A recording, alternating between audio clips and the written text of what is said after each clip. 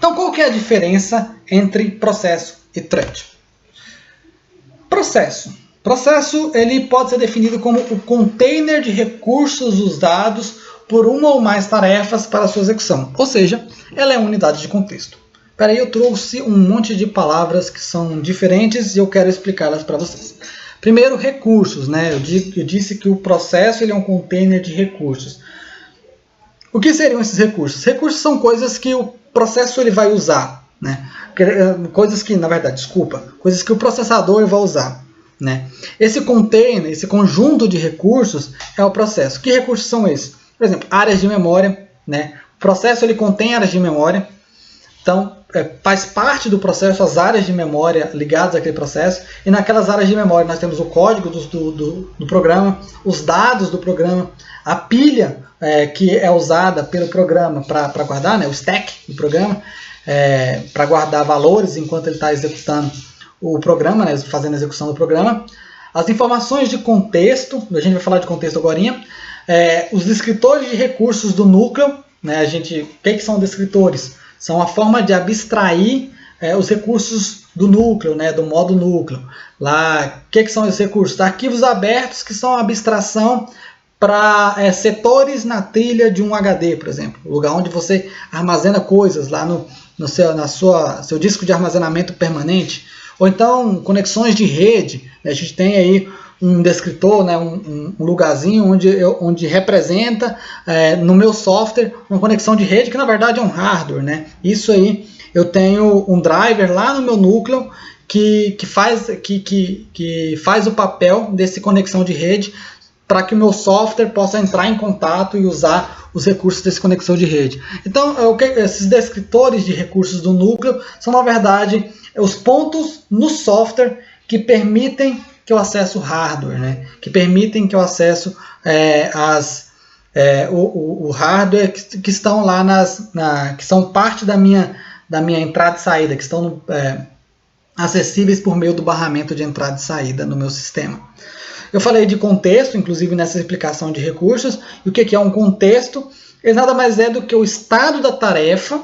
E aí, lembrando do estado, são aqueles valores que estão contidos nas variáveis, a posição do código em execução, né? A gente tem uma lista de código, um passo a passo, em determinado momento, aquele passo a passo, ele vai ter um determinado ponto, ele vai avançando, né? Mudando de linha a linha para executar o meu sistema, os recursos que estão sendo usados naquele determinado momento. Imagine que eu tire um screenshot, eu tiro uma foto daquele determinado momento. Então, eu tenho aí o meu contexto, aquela foto daquele determinado momento, com todos aqueles valores que estão contidos nas variáveis. E ao ponto exato onde o meu programa está no meu algoritmo é o meu contexto. Às vezes eu preciso salvar esse contexto se eu precisar tirar esse processo do processador. Para que quando eu voltar com esse processo no processador, eu saiba exatamente onde ele parou. Que eu não tenha que recomeçar tudo de novo. Então, a gente tem aí as mudanças de contexto que vão desempenhar um papel importante para a gente entender a diferença de processo e de thread. Dois detalhes importantes é que processos são protegidos contra interferência indevida por mecanismo de hardware auxiliados pelo sistema operacional, ou seja, os processos eles são seguros no sentido de que um processo não pode interferir na execução de outro processo. Lembra que um processo é uma forma de implementar uma tarefa? Uma tarefa é um conjunto de instruções sendo executada. Não é possível, um processo não pode interferir no fluxo de execução de outro processo, né? Ele não pode mudar, fazer com que aquele outro processo gerem saídas inconsistentes, saídas não esperadas, né? Não pode interferir. Então, tem uma questão de segurança envolvida. Essa segurança é providenciada pelo endereçamento de memória. Essa área de memória que está descrita aí nos recursos, né?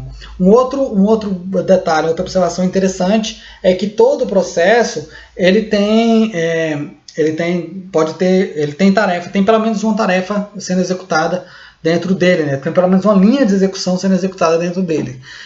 Mas normalmente um processo vai ter mais de uma linha de execução.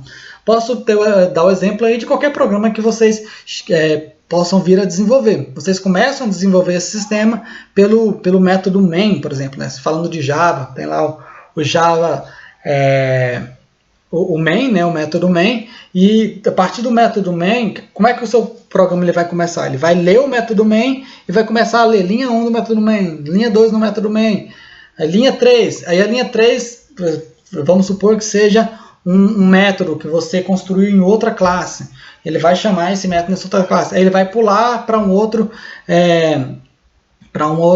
arquivo, né? Na verdade, está tudo compilado em um arquivo só, em bytecode só, na verdade, né? O que eu quero dizer com isso é que geralmente o método main ele é a tarefa default, mas eu posso ter outras tarefas que estão contidas dentro do método main. O método main pode chamar outras tarefas, né? A gente vai ver isso aí quando nós estivermos colocando a mão na massa e fazendo com que o método main abra outras threads, né? Não confunda com o método main chamando métodos, né? Esse processo acontece quando o método main abre outras threads. O método main é a thread principal, mas a partir do método main eu posso criar outras threads e elas são derivadas da thread do método main. A gente tem aí uma hierarquia de threads. Vocês vão entender isso melhor quando nós estivermos programando. Thread. O que é thread? O thread é um fluxo de execução independente, só que ela está dentro do processo. A gente tem um processo, né? Ele é o mais velho, aí vamos dizer assim.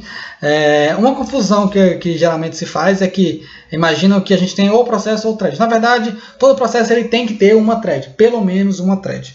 É normal que hoje nós tenhamos processos com mais de uma thread, né? Só que todo processo tem que ter pelo menos uma thread. O nível mais baixo aí da tarefa é a própria thread, né? A própria thread que é o fluxo de execução que acontece dentro do processo, né? Se a gente tiver mais de uma thread, esse fluxo de execução ele vai ser independente, né? Cada um vai executar a seu próprio modo.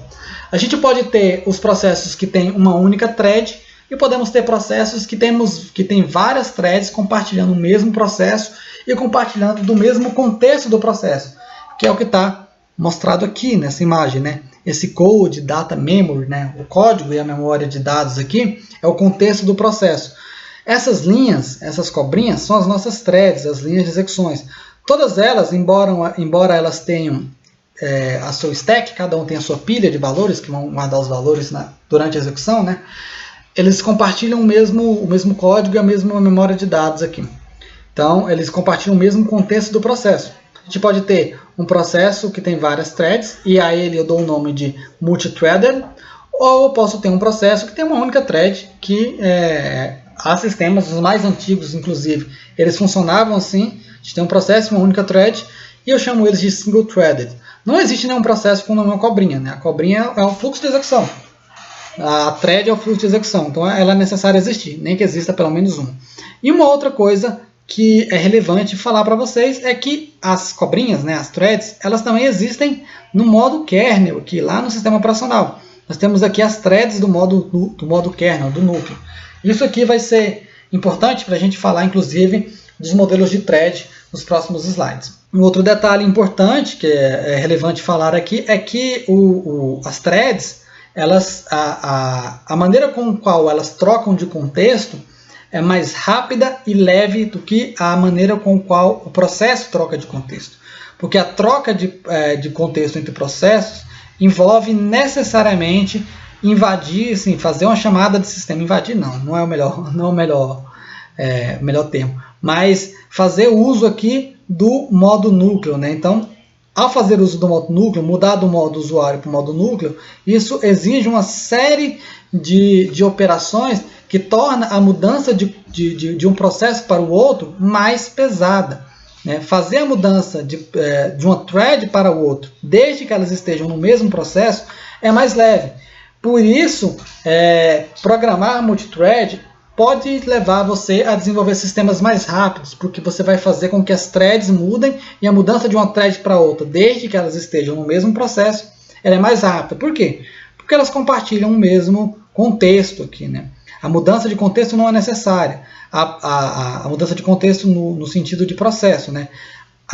É necessário apenas mudar o contexto da thread, que é um contexto muito mais leve e mais fácil de ser mudado do que o contexto do processo. Porque mudar o contexto de uma thread, dependendo do modelo de thread que você usa, a gente vai ver isso em outros slides, ele não envolve fazer chamadas ao núcleo aqui, não envolve você depender de operações que são executadas lá no núcleo. Então, por isso, pode ser que seja mais rápido fazer a mudança de thread, de uma thread para outra, desde que ela esteja no mesmo processo.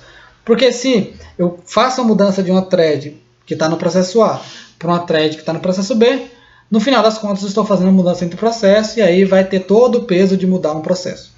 Agora, um outro detalhe que não pode ser deixado de mencionar é que, como a proteção de hardware e sistemas operacional ela é dada ao processo e não à thread, aquela proteção que nós falamos em slide anterior ela é dada ao processo, a responsabilidade de desenvolver fluxos de tarefas seguros, né, que não invada a execução uma das outras, é do desenvolvedor. Por isso, o desenvolvimento multithread é considerado mais complexo do que desenvolver apenas usando os recursos de processo. Porque você tem que estar ciente, você como desenvolvedor tem que estar ciente dos riscos que pode ter você invadir você fazer com que uma thread invada o contexto das outras threads. Pode ser que uma thread ela vá mudar os valores, né, o estado de outra thread e aí provocar comportamentos inesperados no seu sistema.